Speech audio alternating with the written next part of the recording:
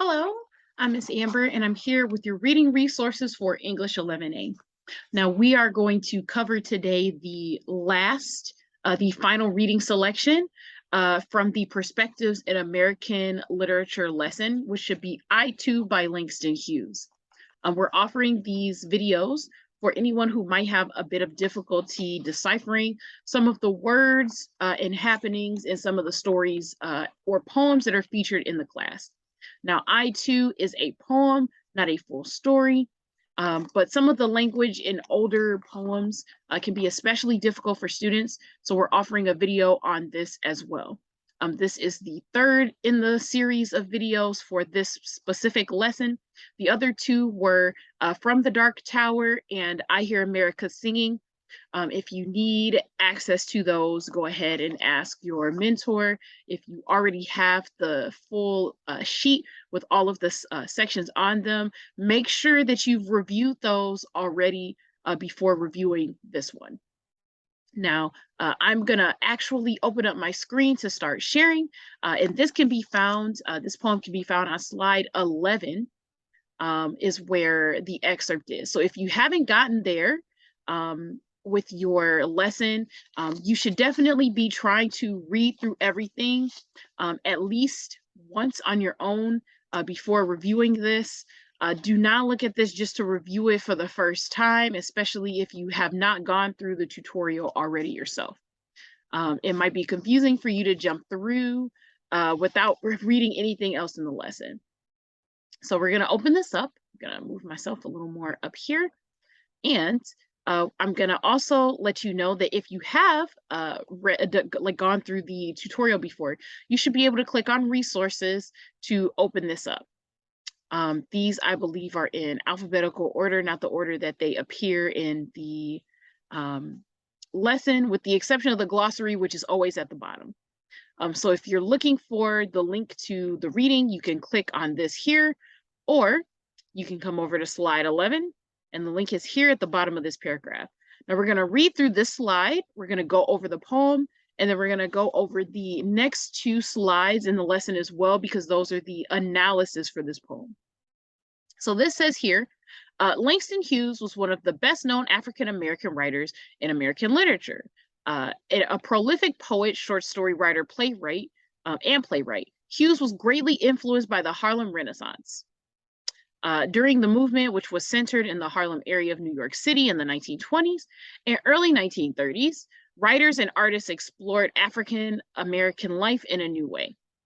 He had differing views than his Harlem Renaissance contemporary, Zora Neale Hurston, who famously penned Their Eyes Were Watching God.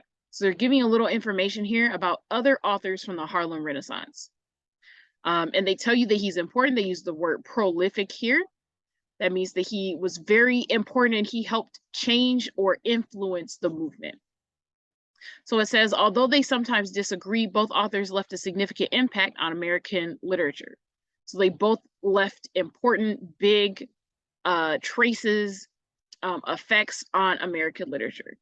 So it says, most of Hughes's writings depict or show a United States in which life for African Americans was not ideal, but still hopeful. So they're giving you a little preview of what to expect in the poem.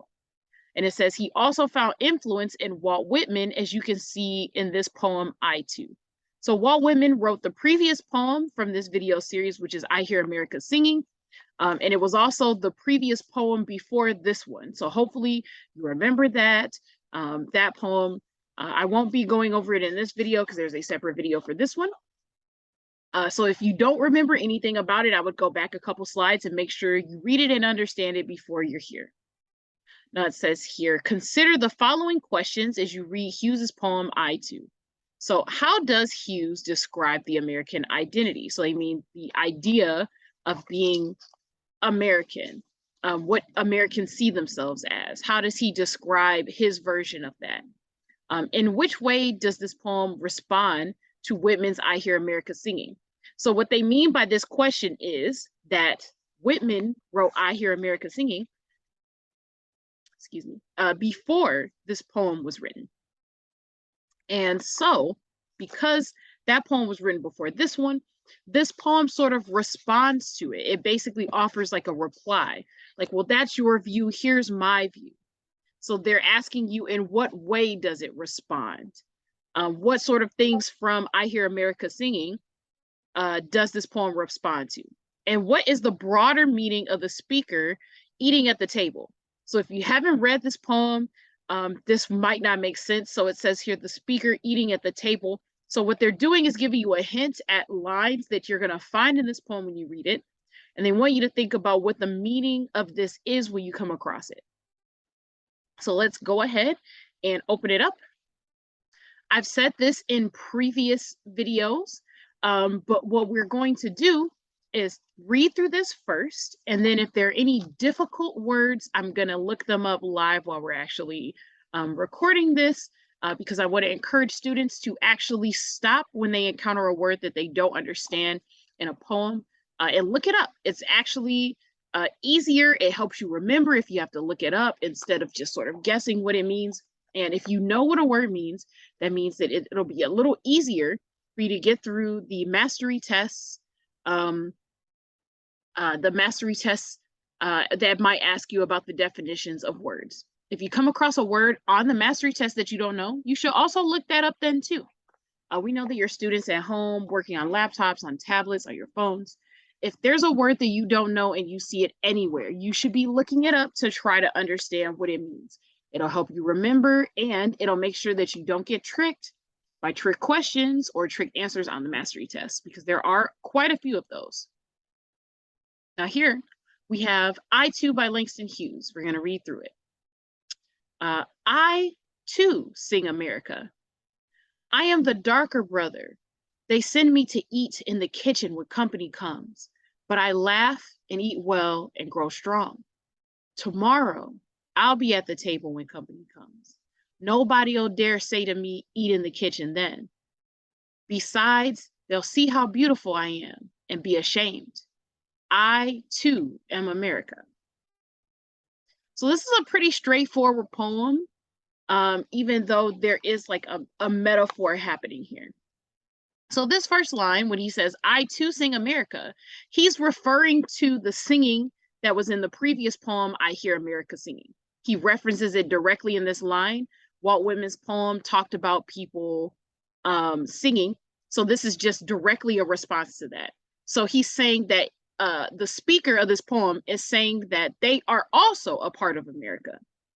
And then goes on to identify themselves. I am the darker brother. So this describes who this poem is talking about. When the speaker says, I too sing America, he's talking about, or they're talking about, specifically darker colored people who are usually not counted, or at least were not counted fully as part of America at the time that this was written. So then it says, they send me to eat in the kitchen when company comes, right? So this is supposed to be a metaphor. People of color in America were often overlooked or hidden in the back. People didn't want to acknowledge them or recognize them as full people who were just like everyone else. So the idea of someone being sent to the kitchen when company comes, that would be someone that you're ashamed of, that you don't want anyone else to see. So the speaker is describing the state of Black people and other people of color in America at this time. They're hidden away, they aren't really acknowledged, they are not usually counted as part of America when we're talking about things like the poem Walt Whitman wrote. So then it continues, but I laugh and eat well and grow strong. So this is describing the state of people of color and the community of Black people in America. So even though they are often overlooked by other people in America, they're sent to the back, if you will. They laugh and eat well and grow strong. So they're surviving anyway, is what he's saying here. So then we have tomorrow, I'll be at the table when company comes. So tomorrow is referencing the future. The speaker doesn't literally mean tomorrow. What they mean is in the future, I'll be at the table. So they're saying I, but since this speaker in the stanza up here said, I am the darker brother, this is talking about Black people in general. So they're saying that Black people in general will be at the table when company comes. So they're saying that in the future, Black people and people of color will be counted as full pieces and parts of America. And then nobody will dare say to me, eat in the kitchen then. So this is giving you a hopeful statement about the future. Langston Hughes thinks that there will be a point in the future where people of color and Black Americans, African Americans, are actually counted specifically as Americans, and they will be allowed to be at the table. They'll be allowed to partake in what it means to be American. They'll be allowed to do the things that other Americans do, and no one will shoo them away or pretend that they don't exist then. So this says, besides, they'll see how beautiful I am and be ashamed. I too am America. So this is adding to that and saying that they'll be ashamed at denying the POC, Black people of color communities a seat at the table to be acknowledged. They'll see how beautiful they are. This speaks a little more to how a lot of people viewed pretty much any non-white features as unattractive, at least commercially, right? In terms of advertising, in terms of like being out and open and on display.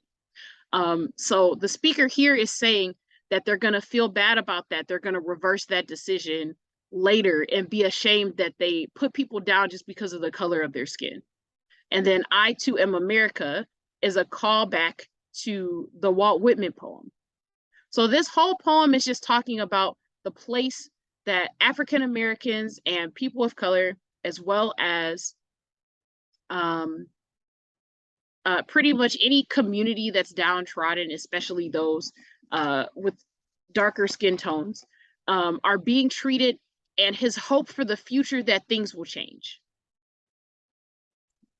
So hopefully that helps you with understanding that poem. We're going to go into it a little bit more because there's a little bit more of analysis details in the next couple slides. So some of this is going to go over things that I've covered, but we're going to read through it anyway. So in I2, Langston Hughes describes America as having a divided identity. He establishes a clearly defined distinction between those who sit at the table to eat, and then they explain it here. People Hughes depicts as holding a place of privilege and participation, and those who eat in the kitchen, including Hughes himself. So he writes, they send me to eat in the kitchen when company comes. So we're clearly talking the haves and have-nots, people who were considered more privileged in society, which were usually white Americans, versus people who were not considered in that group, versus people who did not benefit from the status of not being Black, basically. Hughes's message of a divided United States sharply contrasts with the message that women presents in I Hear America Singing. So they're saying that contrast means this is different.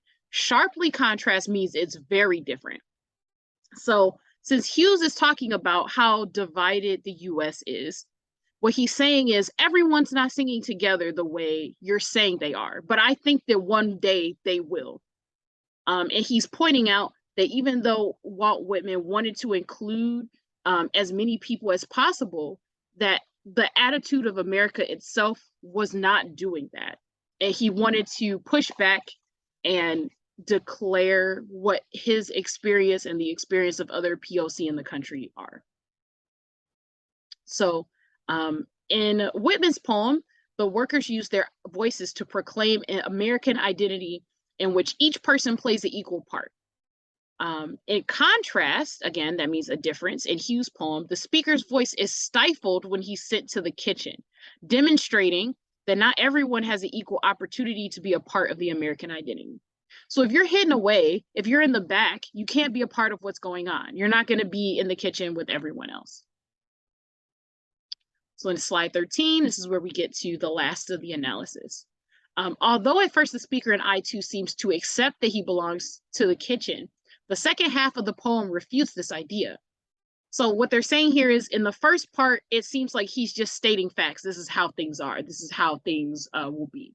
But in the second part, the speaker in I2 talks about things being different when he says, tomorrow I'll be at the table when company comes.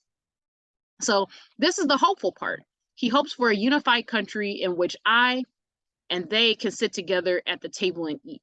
So this signifies or shows that the poem speaker will be treated as an equal in American society, which will erase the deep divisions that are described at the beginning of the poem. So he thinks that things will get better and that those differences won't be nearly as important anymore later on. So the future that Hughes desires is one in which all American citizens can contribute to the American identity, including those people of color. In the end, Hughes, like Whitman, employs a hopeful tone. So they're both hopeful, just in different ways.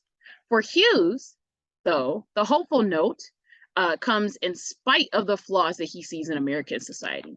So they're saying the difference here is that Walt Whitman writes about America as if it is already great, especially at that time. And Hughes is saying, well, it's not great for us, which is talking to the underprivileged and people of color. And he's adding at the end, but I think that one day it will be as great as that. Alrighty, I'm gonna go ahead and stop sharing. That was pretty much it. This was a fairly straightforward poem. It was written in the early 1900s, so it's modern English. There's a couple complicated words, but not really. This was one of the easier ones to understand, but I just wanted to go through it and make sure that if there was any doubt about what was going on, that you guys could get a little leg up on putting the pieces together. Alrighty, that's about it for me. If you need any help with any of your other lessons, please be sure to reach out to your mentor or your teacher or any of the tutors if you have their information, and we'll put you in contact with someone that'll help you get through some of the lessons. This is Miss Amber signing off, and good luck with the rest of your English class.